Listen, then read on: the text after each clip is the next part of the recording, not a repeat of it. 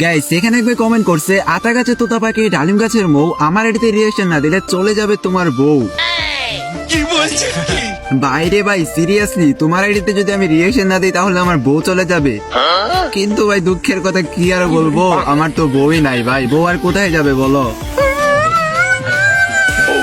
তো যাই হোক গাইস চলো এখন দেখে আসি ভাইটা কি এমন আইডি যে আইডিতে রিয়াকশন না দিলে বলে আমার বউ।